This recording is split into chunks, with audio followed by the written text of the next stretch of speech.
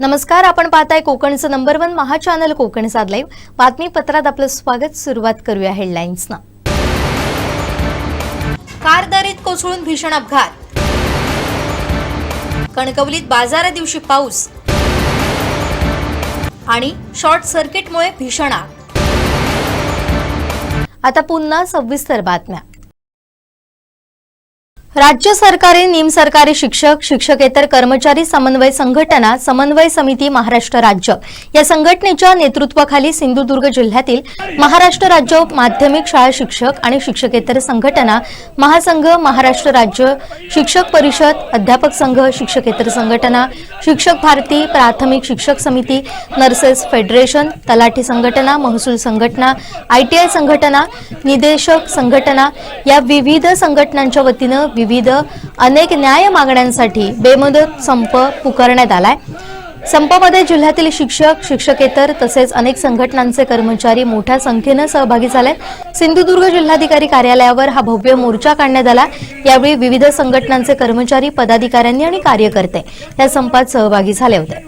सरकार विरोधी घोषणांनी ओरोस जिल्हाधिकारी कार्यालय दुमदुमून गेलं। यावेळी विविध संघटनांनी आक्रमक भूमिका घेतली असून जोपर्यंत मागण्या मान्य होत नाहीत तोपर्यंत संप मागे घेणार नाही असा इशाराही दिलाय। यावेळी अप्पर जिल्हाधिकारी मच्छिंद्र सुकटे यांना निवेदन देण्यात आलं।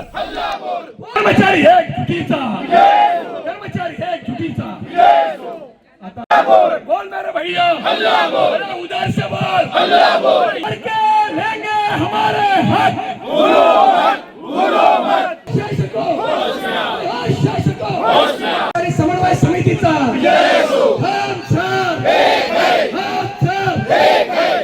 महाराष्ट्रामध्ये प्राथमिक माध्यमिक शाळा ज्या आहेत त्या बंद करण्याचा शासनाचा घाट आहे।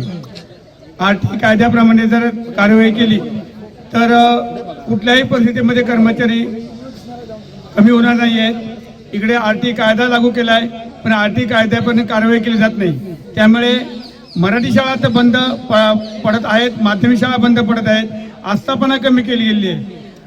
14 मार्च 2024 जो संचालनाचा आदेश आहे तो आदेश म्हणजे काळा आदेश असा कर्मचारी शिक्षक मानतायत आणि 2009ला आर्थिक कायदा लागू झाला। 2010ला शासनाने परिपत्र काढलं की त्याच्यानंतर जे सेवेमध्ये येतील त्या कर्मचाऱ्यांना टेट परीक्षा अनिवार्य राहील। मात्र 2009च्या आधी लागलेले सर्व कर्मचारी आहेत त्यांना सुद्धा टेट परीक्षा अनिवार्य केल्यामुळे महाराष्ट्रातील तमाम शिक्षक सध्या भीतीच्या छायेखाली आहेत। आपल्या नोकऱ्या जातील की काय अशी त्यांची विवंचना वाढलेली आहे आणि त्यामुळे महाराष्ट्रातला तमाम शिक्षक वर्ग जो आहे ते शिक्षकेतर कर्मचारी आहेत ते पूर्णतः अगदी नाराज आहेत, त्यांचे कुटुंब अगदी नाराज आहेत आणि त्यांच्यामध्ये पूर्णतः नाराजी पसरलेली आहे आणि ही नाराजी एवढी तीव्र झालेली आहे की भविष्यामध्ये या नाराजीचं रूपांतर जे आहे ते पूर्णतः अगदी उद्रेकामध्ये जाईल अशी भीती निर्माण झाली आहे। कारण कुटुंब वाऱ्यावर पडणार आहे, स्वतः वाऱ्यावर पडणार आहे, त्यांची मुलं वाऱ्यावर पडणार आहे, अगदी कर्ज घेतले आहे त्या कर्जाचे हप्ते थकणार आहेत, अशा विवंचनेमध्ये शिक्षक आहेत। महाराष्ट्र शासन आणि शासनकर्ते जे आहेत ते कोणत्याही प्रकार चर्चेला पुढे येत नाही आहे। कर्मचारी समन्वय समितीच्या माध्यमातून वेळोवेळी आंदोलन झाली। राज्य संघटनेला, कर्मचारी संघटनेच्या राज्य नेतृत्वाला चर्चेसाठी बोलावलं सुद्धा नाही आणि प्रश्न सुद्धा सोडवले नाही। फक्त प्रश्नांचं आश्वासन दिलं गेलंय, दिलेलं आश्वासन पूर्ण केलं नाही आणि त्यामुळे हा उद्रेक आहे। महाराष्ट्रातल्या तमाम अगदी प्रत्येक खेड्यापाड्यातले जे कर्मचारी आहेत ते एका शेताखाली आहेत। राज्य सरकारी निमसरकारी शिक्षकेतर कर्मचारी संघटना समन्वय समितीच्या झेंड्याखाली आहेत आणि हे कायम राहील, ही एकजुटी कायम राहील आणि एकजुटीच्या बळावर ह्या सगळ्या मागण्या मान्य कराव्याच लागतील असं मी या ठिकाणी आवाहन करतो। बेकायदेशीर ठरवला होता, कारवाई करण्याचा इशारा दिला होता, तरी सुद्धा शिक्षक कर्मचारी जे आहेत ते या लढ्यापासून मागे हटलेले नाहीत, याही पुढे हटणार नाही। जरूर कारवाई करावी, आम्ही त्या कारवाईला सामोरं जायला तयार आहोत। संप करण्याचं कारण म्हणजे गेल्या दीड वर्षामध्ये शासनानं राज्य सरकारी मध्यवर्ती संघटनेबरोबर एकदाही चर्चा केलेली नाही। वारंवार विनंत्या करून यासाठी आम्ही 7 आंदोलनं केली, परंतु सरकारनं दीड वर्षामध्ये एकदाही चर्चा न केल्यामुळं नाविलाजास्तव सर्व कर्मचाऱ्यांना आज महाराष्ट्रातल्या सगळ्या 17 लाख कर्मचाऱ्यांना रस्त्यावर उतरायची वेळ आली आहे। मागणी काय होती? आमच्या मागण्या म्हणजे पहिली आमची महत्त्वाची मागणी जुनी पेन्शन योजना. जुन्या पेन्शन योजनेबाबत त्यांनी जी काय शासन निर्णय काढायला पाहिजे होता तो काढलेला नाही आणि त्याला दर 6 महिन्यांनी त्याला 6 महिन्याची मुदत वाढ दिली जाते. हा म्हणजे कर्मचाऱ्यांचा केलेला छळ आहे. महागाई भत्ताही आमचा जुना पेंडिंग आहे, तोही दिलेला नाही. त्याचबरोबर केंद्रानं 8व्या वेतन आयोगासाठी समिती गठीत केली, पण राज्यानं अजून त्याबाबत कुठल्याही प्रकारचा निर्णय घेतलेला नाही. त्याचबरोबर आमची सगळ्यात मोठी खंत म्हणजे की आमचे जे शिक्षक आणि शिक्षकेतर कर्मचारी आहेत त्यांच्यावर खूप मोठा अन्याय झालेला आहे. त्यांना नको त्या अटी शर्ती लावून त्यांना कमी करण्याचा घाट घातला आहे. शासन सगळ्या शासकीय शाळा आहेत त्या बंद करण्याच्या मार्गावर आहे, तर त्या वाचल्या पाहिजे यासाठी आजचं आंदोलन आहे. दुसरी गोष्ट म्हणजे आज राज्यामध्ये 2 लाख कर्मचारी पदं रिक्त आहेत. ती 2 लाख पदं तात्काळ भरावीत हे आमचं त्याच्या मागचं म्हणणं आहे. त्याच्या अगेन्स्ट त्यांनी 83,000 कर्मचारी हे कंत्राट बेसवर घेतलेले आहेत. मग कंत्राट बेसवर 10 वर्ष काम करणाऱ्या कर्मचाऱ्यांना तुम्ही तसंच राबवून घेताय. त्याऐवजी त्यांना एक रेग्युलर संधी द्या आणि त्यांचं काम रेग्युलर चालू होऊ द्या. आपल्याला माहितीसाठी सांगतो साहेब की राज्यामध्ये 14 शिक्षक सेवक मयत झाले, त्यांची कुटुंब आज उघड्यावर पडलेली आहे. मग तेच जर कर्मचारी रेग्युलर कर्मचारी असते तर त्यांच्या कुटुंबाला वारसाची नोकरी मिळाली असती, त्यांना त्यांच्या कुठल्या ना कुठले तरी फायदे त्यांना मिळाले असते. हे काहीच मिळत नाही. त्यामुळे ही शासनाची भूमिका अतिशय चुकीची आहे आणि ती लांछनास्पद आहे. त्याचा आम्ही खरोखर निषेध करतो की यांनी खाजगीकरण रद्द करावं आणि रेग्युलर कर्मचारी भरावे, ही आमची ठाम मागणी आहे या ठिकाणी. मालवण तालुक्यातील कांदळगाव इथं चंद्रशेखर आत्माराम परब यांच्या मालकीच्या सुमारे 16 एकर बागायती क्षेत्रात शॉर्ट सर्किटमुळे भीषण आग लागली. या आगीत आंबा आणि काजू बागायतीसह इतर झाडांचं मोठ्या प्रमाणावर नुकसान झालं असून लाखोंचं आर्थिक नुकसान झालंय.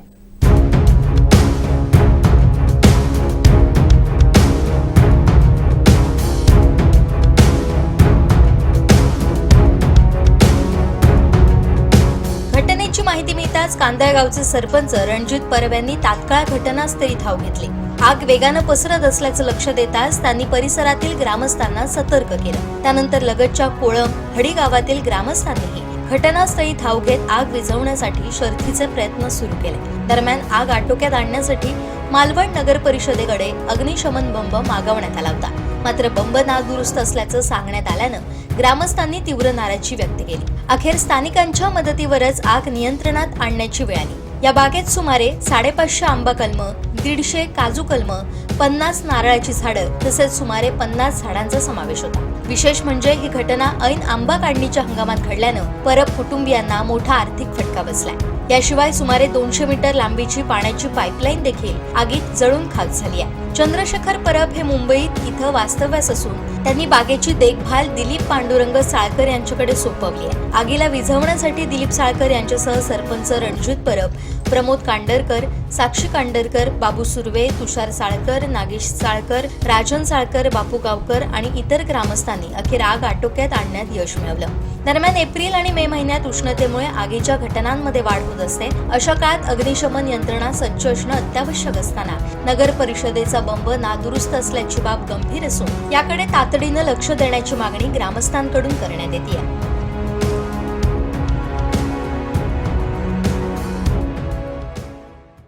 सावंतवाडी मळगाव घाटात मंगळवारी सायंकाळी 5 वाजण्याच्या सुमारास एका इको कारचा भीषण अपघात झाला.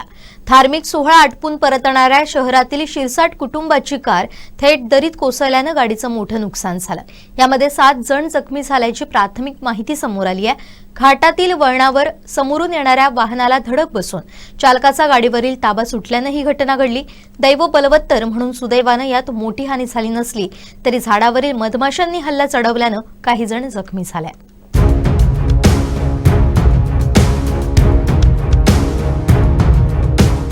मिळालेल्या माहितीनुसार सावंतवाडी शहरातील सालईवाडा येथील शिरसाट कुटुंब गोवा इथे एका धार्मिक कार्यक्रमासाठी गेले होते. सायंकाळी 5च्या सुमारास तेथून परतत असताना मळगाव घाटातील वळणावर 2 गाड्यांचा अपघात झाला. मळगावच्या दिशेनं जाणाऱ्या कार आणि सावंतवाडीच्या दिशेनं येणाऱ्या इकोच्या धडकेत इकोवरील चालकाचा ताबा सुटल्यानं कार रेलिंग तोडून थेट 20 फूट खाली कोसळली.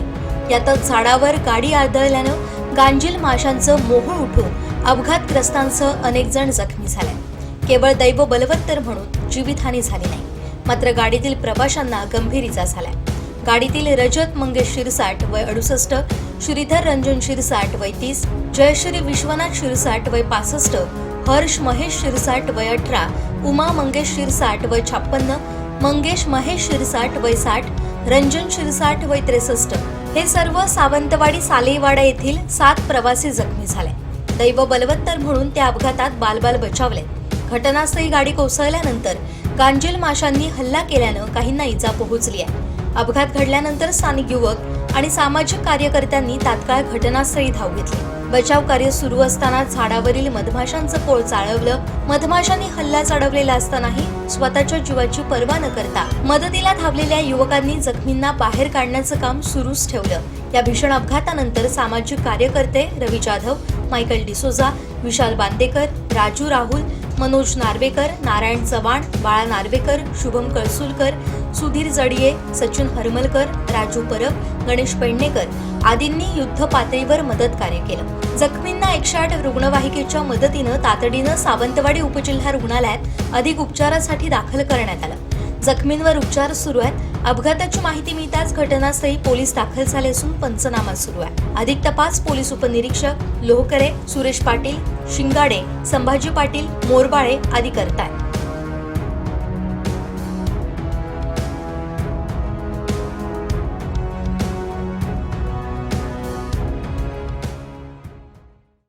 प्रधानमंत्री कृषी सिंचन योजना पाणलोट विकास प्रकल्प व्यवस्थापन सिंधुदुर्ग यांचं कार्यालय शेतकऱ्यांना विश्वासात न घेता ओरोस येथून सावंतवाडीमध्ये चुकीच्या पद्धतीनं हलवण्यात आल्यानं शेतकऱ्यांनी सावंतवाडी इथं येत या प्रकल्पाचे वरिष्ठ कंट्रोलर आणि जिल्हा व्यवस्थापक यांना घेराव घालत जाब विचारला. हे कार्यालय अधिकृत आहे का? हे तात्काळ लेखी स्वरूपात द्या, अन्यथा ऑफिस पुनश्च जिल्हा पातळीवर हलवा अशी मागणी लावून धरली. यावेळी कार्यालय बंद करून ते जिल्हा पातळीवर नेण्यासंदर्भात सूचना वरिष्ठ निरीक्षक प्रक्षाळे यांनी तात्काळ दिल्या. असं नाही ते त्याचे एक व्यास पण हे अशी कामं असतात, हे रवाळे वगैरे घालून काम करतात काय? द्या मग असे हे बघा नाही बघा काय कसली कामं चालू आहे साहेब? 16 लाखाचा बंद आहे. 16 लाखाचा बंद 17 लाखाचा बंद चौकुळला हे आहेत ना ते? तुम्ही इथे राहता ना, तिथे तुम्हाला चौकुळा मी 3 वेळा बघितले. तुम्ही तिथे आहे ना, तुम्ही समितीला बघा बघता तुम्ही अडचण येणार ते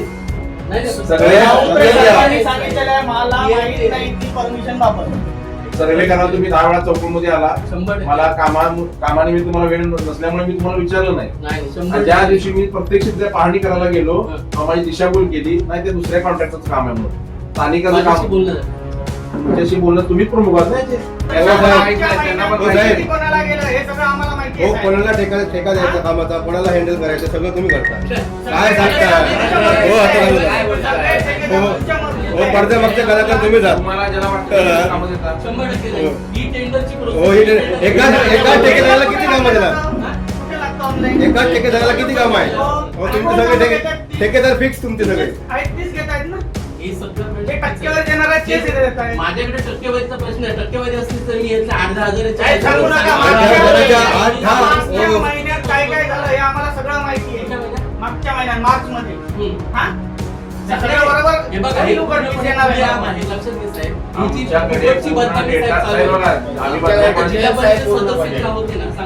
तुझ्याकडे परमिशन नाही आहे एका दिवसात की लॉ करेल आता कसं आहे परमिशन पाहिजे तुम्ही मला मी तुम्हाला उद्या सकाळपर्यंतचा वेळ किती दिलेला आहे. वाजेपर्यंत यायला मला पाहिजे? समयावर यायला. नाही तर तुम्ही अधिकाऱ्यांकडून बोलत काय अधिकार आहे? तुमचा नंबर आहे. मग तुम्ही समयावर बघा. याची पण याची जबाबदारी आहे ना सगळी. सगळी जबाबदारी तुमची आहे ना. नाही तर मोबाईल स्विच ऑफ करून तुम्ही जिल्ह्याचे समन्वयक कोण आहात? जिल्ह्याचे काय महाराष्ट्राचे पूर्ण जिल्ह्याचे तुम्ही आहात ना. ही अधिकारी आहेत, ही बाहेरून आले. तुम्ही स्थानिक आहे ना इथले. हो सांगितलं. हा, मग तुम्हाला माहिती नसतं कुठे काम कसं चालले, कुठल्या कोणत्या नाही, पद्धतीने. नाही. प्रत्येक वेळेला मुलगी असं नाही. तासभर अधिकारी प्रत्येक वेळेला अहो क्लासवर अधिकाऱ्यांना माहिती पण नसतं ते तुम्ही कागद म्हणजे आणता ना त्याची सह्या करत काम करतात ते फक्त नाही नाही माझं काम काय त्यांनी जी आणलेली कागद काम आहे, फक्त ते upload आणलेली करायचं. कागद फक्त आहे. काम आहे, त्याचं काहीच काम नाही. म्हणजे यांना तुम्ही साहेबांचा आरोप पैसे करा. आणले त्यांना आणि खिशात ठेवणार. अरे, त्यांचं कामच असं आहे की ना काहीच काम नाही हो संवाद उद्या तुम्ही या चौकळा नाही, त्यांची टीम येणार ना टीम येणार, त्याला तुम्ही वेंगुर्ल्यामध्ये नाही हॉटेल. येणार म्हणजे कधी काय म्हणता? कधी येणार तुमची लोक नाही कसं आहे आता ते ठरवणार ना कधी येणार आता मी रिपोर्ट करणार आहे. असं आहे का? काय म्हणता? काय म्हणता? 5-6 दिवसात टीम येईल. टीम MLDC टीम येईल आणि त्याच्यावर क्वालिटीची पण टीम येईल जी आपली डिपार्टमेंटची.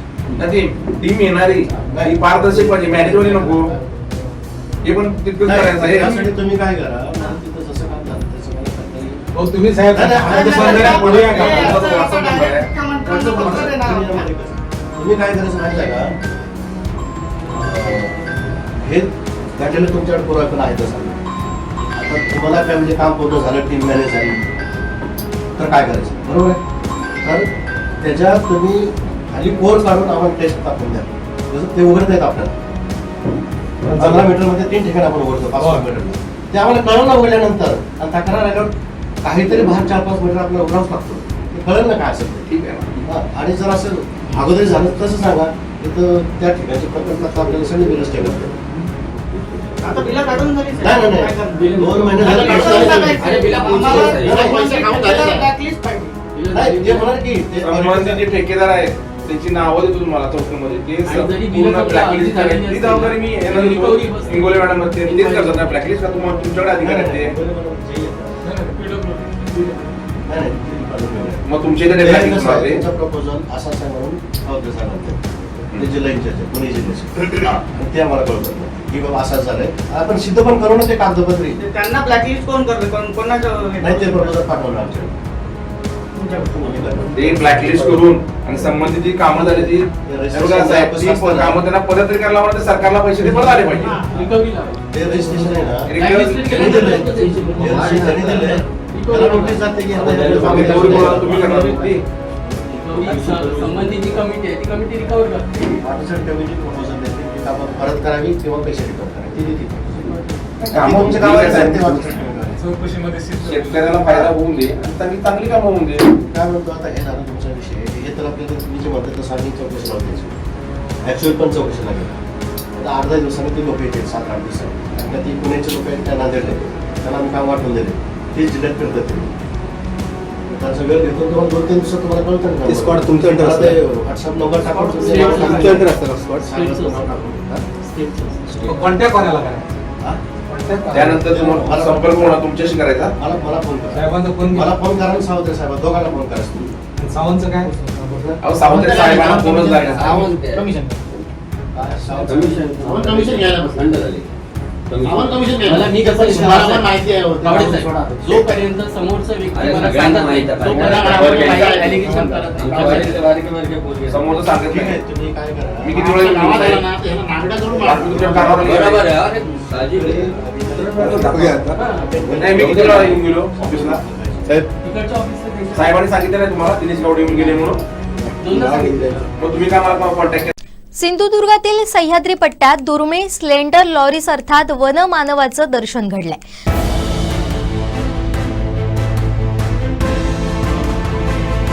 वनमानवाचा वावर कायम घनदाट जंगलात असतो. वनमानव हा लाजाळू प्राणी असल्यानं त्याला लाजवंती असं देखील म्हटलं जातं.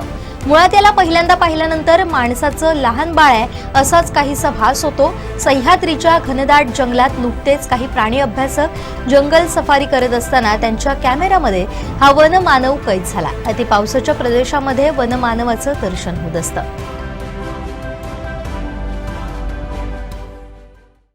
देवगड जामसंडे बाजारपेठेत देवगड हापूस आंबे विक्रीसाठी ठेवण्यात आले असून 1,1215 असा दर असल्याचं पाहायला मिळतोय. यावर्षी देवगड हापूसचं उत्पादन फारच कमी प्रमाणात असलं तरी देवगडमधील बाजारपेठेत आंबा विक्रीसाठी ठेवण्यात आलाय.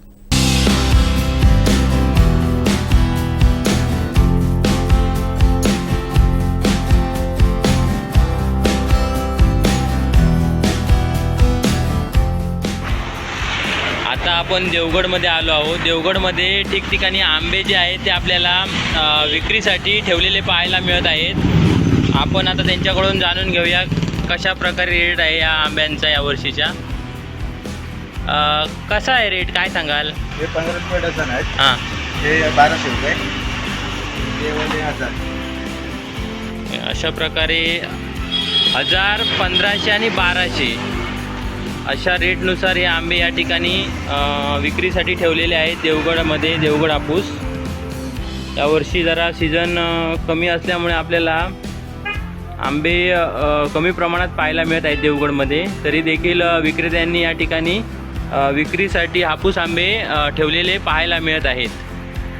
आपलं नाव कसं आणि तुमच्या स्टॉलचं नाव काय? ओके. आणि हे कुठले आंबे आहेत? देवगड हापूस.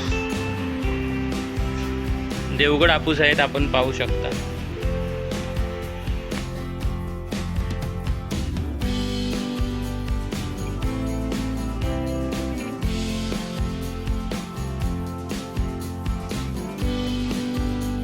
आगामी मान्सूनच्या पार्श्वभूमीवर जिल्ह्यात कोणतीही आपत्तीजन्य परिस्थिती उद्भवू नये आणि नागरिकांना तात्काळ आणि प्रभावी मदत मिळावी यासाठी जिल्हाधिकारी तृप्ती थोडमिसे यांनी मान्सूनपूर्व तयारीचा सविस्तर आढावा घेतला. सर्व संबंधित विभागांना मान्सूनपूर्व कामं 15 मे पूर्वी पूर्ण करण्याचे निर्देश दिले आहेत. तसेच जिल्ह्यातील सर्व यंत्रणांनी समन्वय साधून सज्ज राहण्याचे निर्देशही जिल्हाधिकाऱ्यांनी दिले. जिल्हाधिकारी तृप्ती थोडमिसे यांच्या अध्यक्षतेखाली मान्सूनपूर्व तयारी आढावा बैठक झाली, त्यावेळी त्या बोलत होत्या. यावेळी जिल्हा परिषदेचे अध्यक्ष प्रमोद कामत, निवासी उपजिल्हाधिकारी मच्छिंद्र सुकटे, उपजिल्हाधिकारी प्रतिभा वराळे, पोलीस उपअधीक्षक श्वेता खाडे, जिल्हा आपत्ती व्यवस्थापन अधिकारी राजश्री सामंत तसेच महसूल, सार्वजनिक बांधकाम, जलसंपदा, आरोग्य, वीज वितरण, ग्रामविकास, नगरपरिषद तसेच पोलीस विभाग यांचा सहभाग होता. प्रत्येक विभागानं आपापल्या तयारीचा आढावा सादर करताना संभाव्य अडचणी आणि उपाययोजना मांडल्या. उपजिल्हाधिकारी मच्छिंद्र सुकटे यांनी दामिनी तसेच सचेत भूकंप या ॲपविषयी सविस्तर माहिती देखील दिली. सावंतवाडी बाजारपेठेत हापूस आणि पायरी आंब्याची मोठी आवक सुरू झाली आहे. मात्र गेल्या 4-5 दिवसातील वाढत्या तापमानाचा आणि बदलत्या हवामानाचा फटका या फळांच्या राजाला बसताना दिसतोय. आंब्याची आवक मोठ्या प्रमाणात वाढलेली असताना दुसरीकडे शेतकरी आणि बागायतदार मात्र चिंतेत पडले.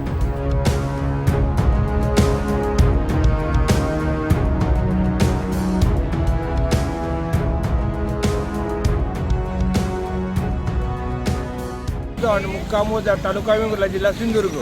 मी आंब्याचा व्यापारी आहे. माझी स्वतःची आंब्याची 200 कलमाची बाग आहे. माझ्या बागेत माल मी स्वतःच विकतो. आता आंब्याचा दर 700 रुपये आहे आणि आणखी एक आठवड्यात 50 रुपये खाली उतरेल. पायरी हापूस आंबा पायरी माल कमी आहे. मला सिंधुदुर्गामध्ये प्रथम 7-8 साली 900 आमचे आंबे तयार झाले होते, केले होते. त्याला 1 नंबर पारितोषिक मिळालं मला. हापूसचा दर आहे 700 ते 800 रुपये, पायरी आहे 500 ते 600 रुपये, गोवा माणकूर 800 ते 900 रुपये. साधा माणकूर अजून मार्केट आलेले नाही आहे. माल यावर्षी 20% मालाची आहे, माल तयार झालेला आहे. त्यामुळे मालाची आवक जास्त होणार नाही.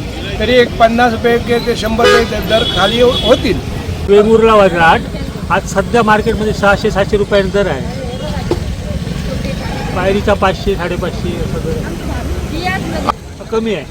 हापूस 600-700, पायरी 500-550-600 पर्यंत जाते चांगली मोठी पायरी. आणि माणकूल अजून वेळ आहे पीक आहे का तयार राहायला. ढगाळ वातावरणाचा आंब्यावर भरपूर परिणाम झाला. थोडे डाग झाले आहेत. आंबा पीक कमी झालं. सध्या ढगाळ वातावरण आहे आणि उष्ण आहे, त्याच्यामुळे आंबा लवकर तयार होतो. उष्णता जास्त असल्यामुळे आंबा लवकर तयार होतो आहे सध्या. दरवर्षी आम्ही 1500-2000 पेटी काढतो. यावर्षी 1000 होणार सुद्धा नाही. दिली पण तिची पुंजी नुकसान भरपाई दिलेली आहे, त्याच्यात काय होत नाही. सध्याच्या औषधाच्या किमती आणि कामगार मजुरी त्याच्यात ते सध्या खर्च परवडत नाही. आमच्या 2-3 बागा आहे, मी 200-400 कलम आहे, नाही परवडत द्यायला. कारण आमची रिजनेबल जो खर्च झाला आहे औषध, खत पाणी वगैरे आणि मजुरी, त्याच्यात एवढं भागत नाही. उलट बँकेचे पैसे आमच्या अंगावर पडतात. सरकारकडे मागणी आहे नुकसान भरपाईची. हे केलेली आहे ती एकदम पुंजी मदत आहे. सिंधुदुर्ग जिल्ह्याची आरोग्य यंत्रणा गेली अनेक वर्ष कोलमडलेल्या अवस्थेत आहे. यातच जिल्हा रुग्णालयात आरोग्य सुविधांच्या मिळालेल्या अभावाबाबतचा एक व्हिडिओ सोशल मीडियावर व्हायरल होतोय. पाहूयात. आम्ही पेशंट आता 9 वाजता घेऊन आलो.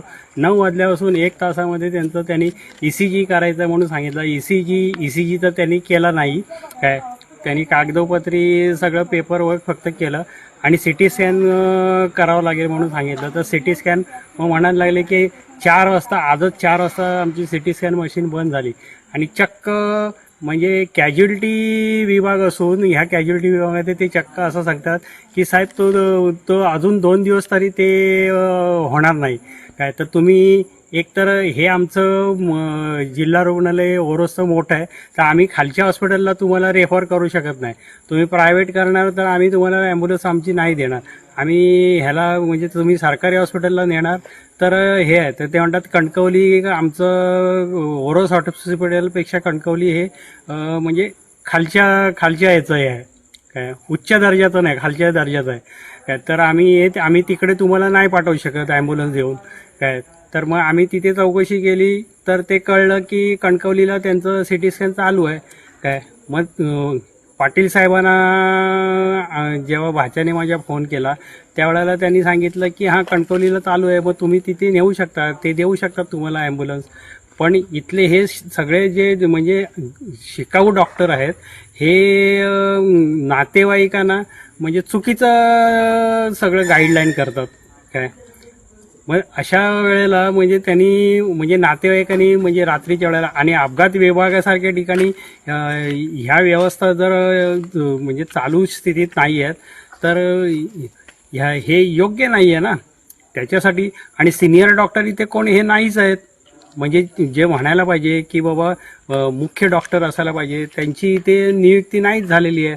काय किंवा आम्ही म्हणजे जे कोण म्हणजे त्याचे जबाबदार व्यक्ती आहेत त्या जबाबदार व्यक्तींनी पण ह्याची सगळी जबाबदारी घेतली पाहिजे ना. पेशंट जर तुम्ही जर बाहेर पाठवणार तर त्या पेशंटची जबाबदारी हॉस्पिटलने घ्यायची की त्यांच्या नातेवाईकांनी. काय कारण पेशंट त्या अवस्थेमध्ये नसतोच ना. कणकवलीत मंगळवारच्या आठवडा बाजारा दिवशी अचानक पाऊस बरसला. यामुळे व्यापारी ग्राहकांची धांदल उडाल्याचं पाहायला मिळालं.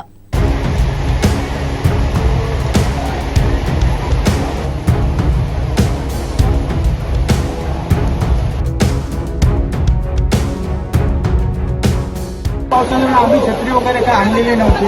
बाजारात तसं पाऊस पडेल असं काय वाटलं नव्हतं. बाजाराचा दिवस आहे, आज मंगळवार आहे, तर त्याच्यामुळे आता सगळं आम्ही परत शेतकऱ्यांच्या सगळी लाकडाची कामं, गवताची कामं सगळी अपुरी राहिलेली आहेत. सगळी अचानक पाऊस मिळाल्यामुळे या कोकणात जागोजागी पाऊस पडला असे चित्र दिसते सगळीकडे असं. आणि आता परत सगळी दुकानं बाजार असल्यामुळे दुकानं सगळी झाकली गेली. म्हणजे बाजार घ्यायचा विचार पडला आहे. त्याच्यामुळे असल्यामुळे आता विचार झालं आहे सगळं.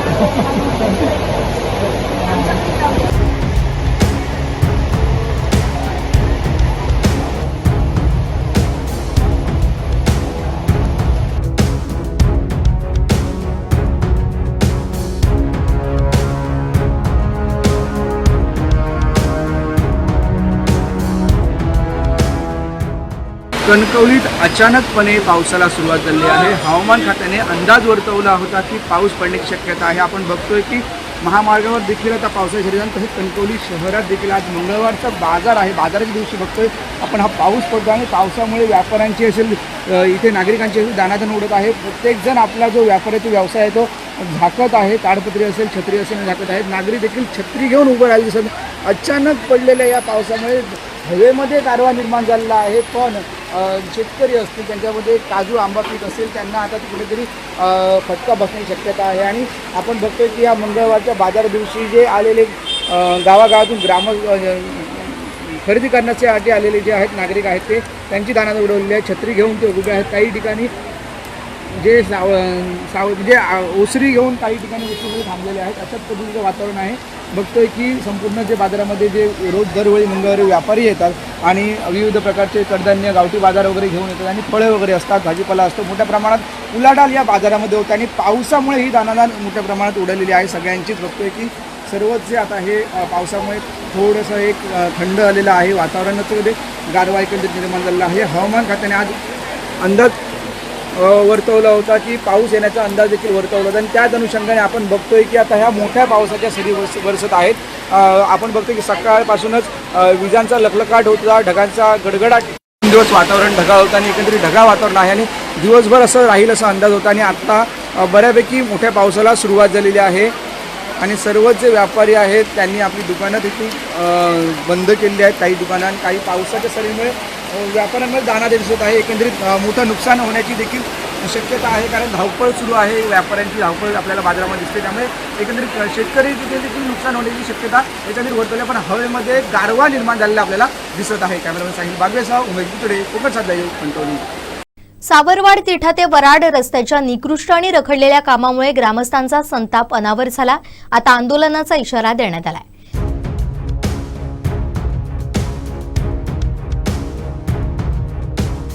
पंतप्रधान ग्रामसडक योजनेअंतर्गत साखळी या रस्त्याचं काम तब्बल 2 वर्षांपासून धीम्या गतीनं सुरू आहे. ठेकेदाराची मुदत संपूनही काम अपूर्णच राहिल्यानं संतप्त ग्रामस्थांनी प्रशासनावर तीव्र टीका केली आहे. वारंवार तक्रारी, आंदोलनं आणि उपोषणं करूनही संबंधित यंत्रणा आणि ठेकेदार ढिम्मच असल्याचा आरोप ग्रामस्थांनी केलाय.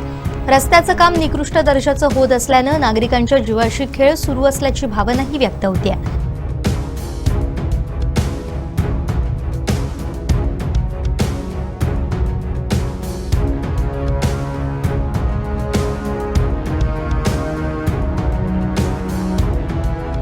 पावसाळा तोंडावर असताना रस्त्याची अवस्था अधिकच बिकट होणार आहे. पावसाळ्यानंतर या मार्गावर वाहन चालवणं तर दूरच, पायी चालणंही धोकादायक ठरणार असल्याची भीती व्यक्त होतीये.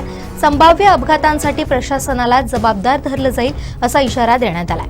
कुडाळ येथील पंतप्रधान ग्रामसडक योजना कार्यालयासमोर ग्रामस्थांनी लाक्षणिक उपोषण करूनही कामात कोणतीही गती आलेली नाही. त्यामुळे आता संयमाचा बांध फुटला असून येत्या काळात तीव्र आंदोलन छेडण्यात येईल असा इशारा ग्रामस्थांनी दिला.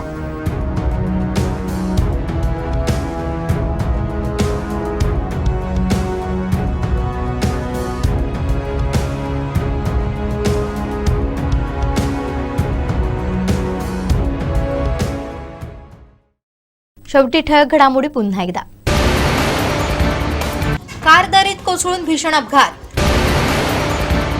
कणकवलीत बाजारा दिवशी पाऊस आणि शॉर्ट सर्किटमुळे भीषण आग.